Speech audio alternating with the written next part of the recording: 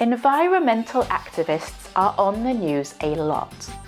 But are they making a real difference? We'll show you whether the law supports their cause. She's the climate superstar, but what has Greta Thunberg actually achieved? And the elderly women taking their government to court to protect the environment.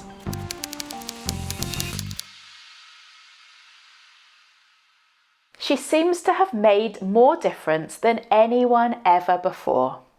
Greta Thunberg has made people more aware of the climate crisis and got thousands of young people to protest. But how can that support become legal change? It wasn't a big start. A single 15-year-old girl sitting in the street.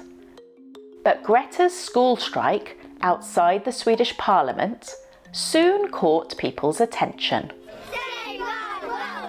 Children around the world did the same. More than 1 million of them in 1,600 cities. Greta started getting invited to speak at major events, even sailing to North America, where she attended the 2019 UN Climate Action Summit. And she isn't afraid to tell politicians and lawmakers they need to make responsible choices for our planet. We, the young people, are the ones who are going to write about you in the history books. We are the ones who get to decide how you will be remembered. So my advice for you is to choose wisely. She's been on lists of the world's most powerful women and nominated for the Nobel Peace Prize more than once. But does that mean she's actually changed anything, really? Let's hear from climate activist and lawyer Rizwana Hassan about why she's important.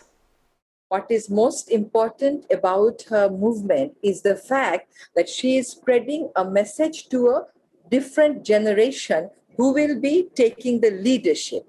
So the hope actually lies there. It's not about changing law. It's not about changing the present-day politician, but it's about creating leadership for the future.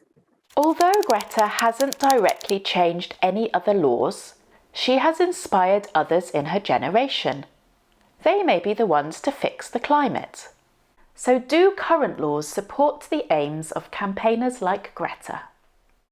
To some extent, international laws are supportive of the claims of the climate activists and environmental justice activists.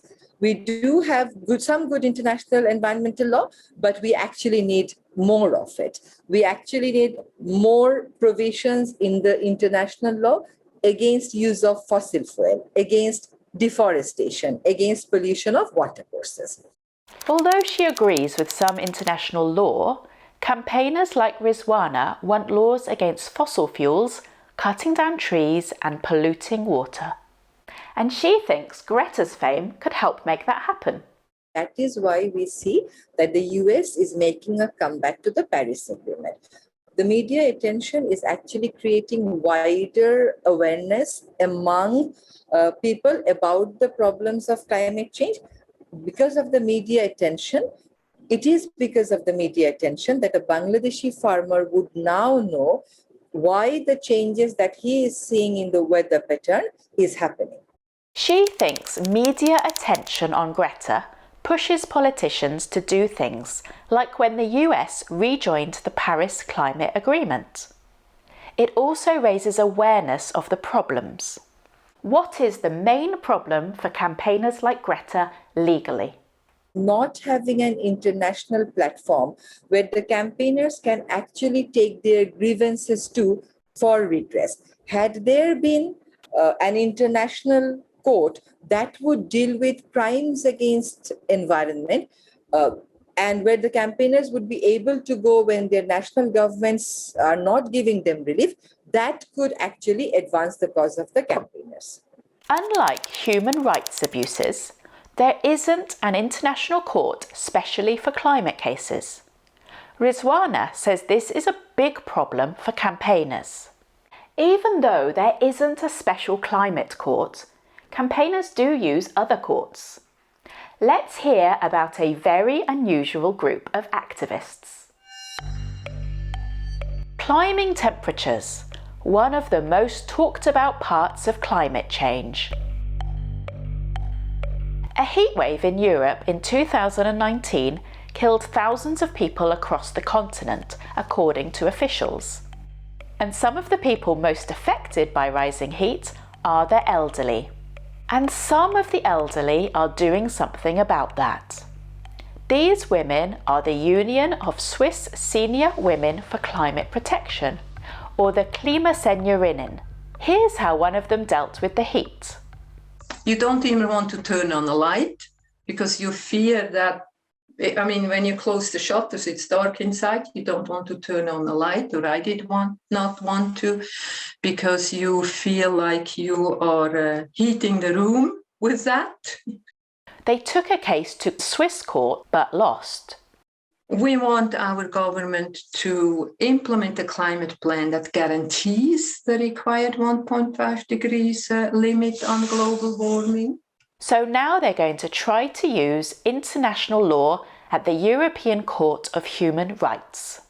Georg Klinger worked with the women. He explains what argument they used in Swiss court. So the main point about that case is that the climate law of the Swiss government is actually unlawful.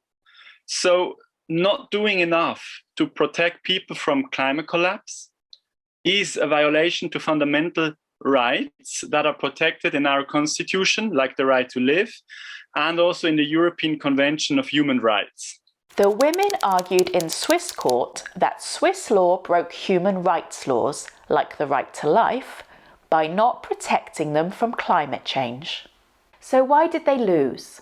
The Supreme Court came to the conclusion that we still have time to avert the most dangerous impacts of climate change. They said that this threshold of 1.5 degrees is not reached yet.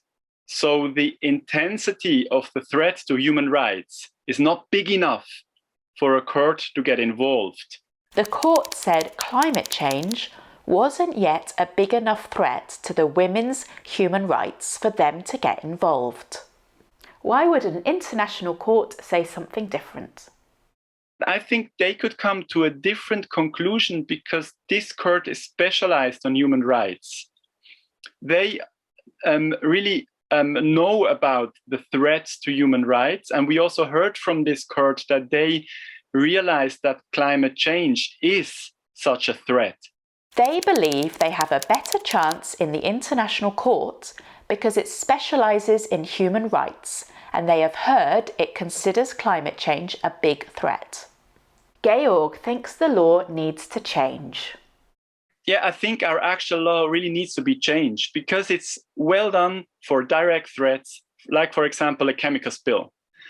It's not good for these bigger overall threats like climate change, which is without any doubt the biggest threat to our fundamental human rights, but for which our law is not really made to deal with. Georg says the law isn't made to deal with big overall threats like climate change. It's better at one-off events like an oil spill. Young and old, climate campaigners are trying to help the climate. We've seen that their efforts put pressure on politicians to change the law, giving all generations hope for the future.